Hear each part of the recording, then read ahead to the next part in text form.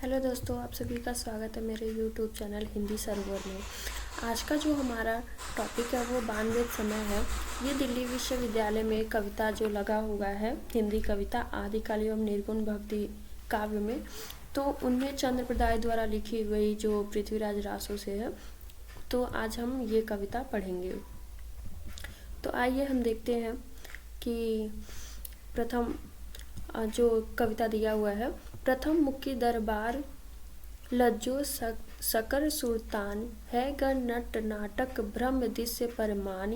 एक कहे ई भट्ट एक कहे सिद्ध परमान। एक कहे ठग ठो एक बेताली सुजान। ई कहे जोग पसाड़ एक कहे ब्रह्म लगियो रोकन कवि। तब लागी चंद बरदाय बर गयो थान दरबार हवे। यानी कि इसमें आप लोग जब इसकी व्याख्या करने के लिए आएगा, जैसे कि पेपर में पूछा जाता है कि इस पंक्तियों का सप्रसंग व्याख्या करो, तो आप लोग सबसे पहले कि यहाँ पे इसे व्याख्या से पहले प्रसंग लिखना और सप्रसंग में जैसे कि ये पंक्तियाँ हमारे पाठ्य पुस्तक बानवेद समय से ली गई है। इसके रचयिता चंद्रप्रदायी हैं और फिर इनमें जब चंद्रप्रदायी पृथ्वीराज चौहान को बचाने के लिए जाते हैं गजनी, तो उनको देखकर उनके रूप वर्णन इनका रूप वर्णन किया जाता है उनके प्रजा के द्वारा, यानी कि सुल्तान के प्रजाओं के द्वारा। आप लोग संक्षिप्त में कवि का क्या भाव है आप सब वो बता दीजिएगा। तो आइए हम व्याख्या देखते हैं। प्रथम मुखी दरबार लज्ज सकर सुल्तान एक कहे नट नाट।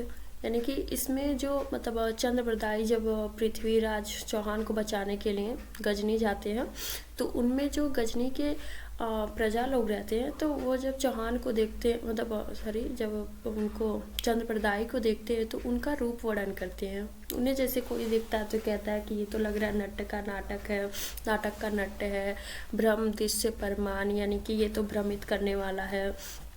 एक कोई कहता कि ये तो भट्ट लग रहा है, कोई सिद्ध परमान यानी महापुरुष दिख रहा है, कोई कहता कि ये तो ठग है, ठग लेगा, और कोई बेताली सुजान यानी कि कोई उन्हें चतुर शैतान का रूप बताता है।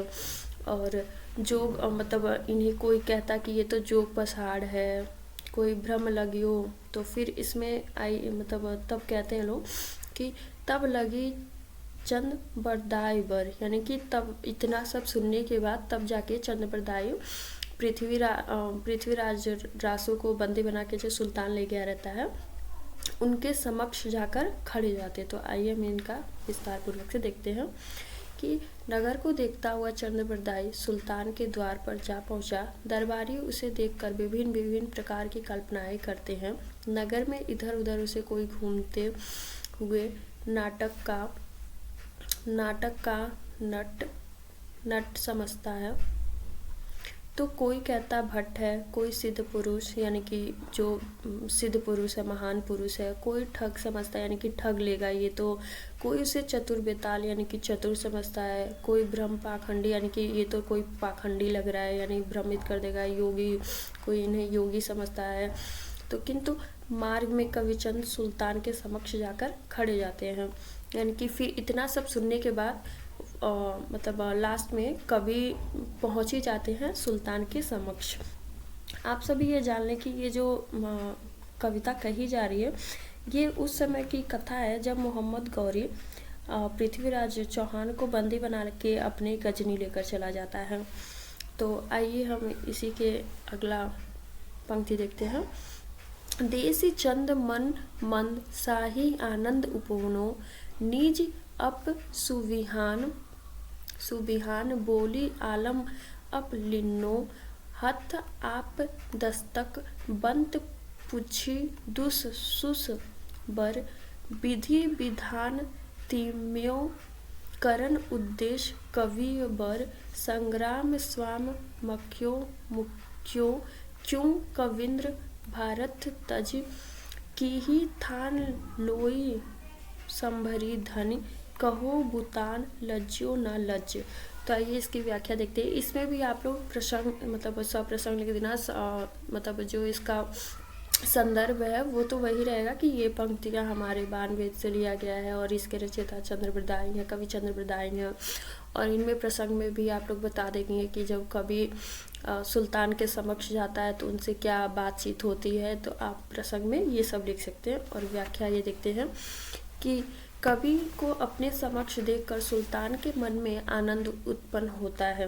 वह उसे अपने समीप बुलाते हैं। चंद्रबरदाई को हाथ उठाकर सुल्तान को अपने आशीर्वाद देते हैं। यानी कि चंद्रबरदाई जब कभी सुल्तान के समक्ष जाता है तो सुल्तान बहुत खुश होता है और फिर चंद्रबरदाई ने हाथ उठाकर आशीर्वाद देते हैं और ये बताते हैं कि ये विधाता यानी ईश्वर की महत्वपूर्ण उद्देश्य है जो हम सबको निर्मित किया है। सुल्तान उसे प्रश्न करते हैं कि स्वामी मतलब अपने स्वामी यानी कि किसकी बात की जा रही है, पृथ्वीराज चौहान की बात की जा रही है। यहाँ पे पृथ्वीराज चौहान, कहीं कहीं चौहान भी आएगा तो पृथ्वीराज की बात की जाएगी।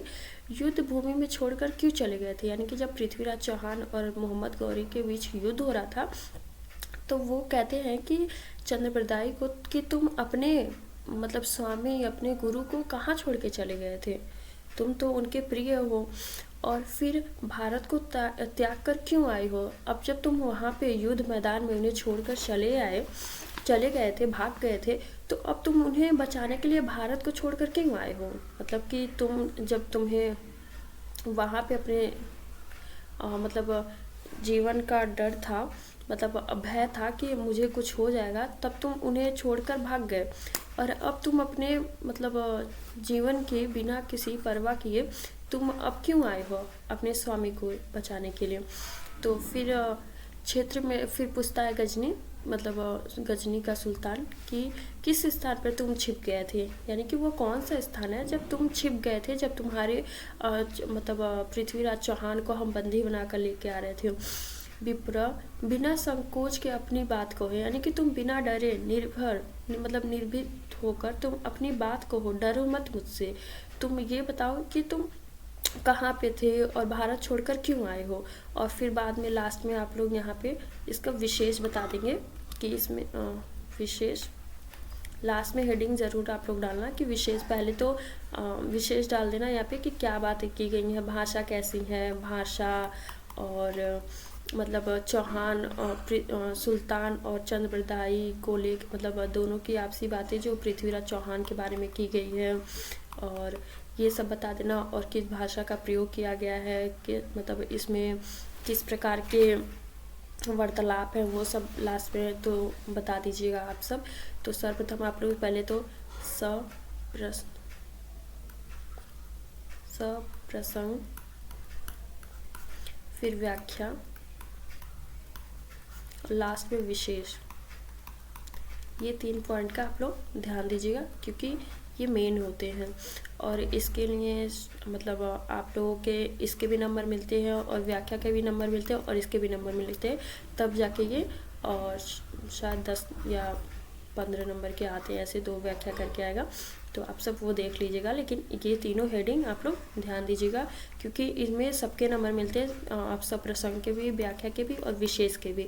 तो ये तीनों हेडिंग आप लोग मत भूलिएगा। बहुत बहुत धन्यवाद। ऐसे वीडियो के लिए मेरे चैनल से जुड़े रहिए हिंदी सरोवर और लाइक एंड सब्सक्राइब और प्यारे प्यारे कमेंट करते रहिएगा। धन्यवाद।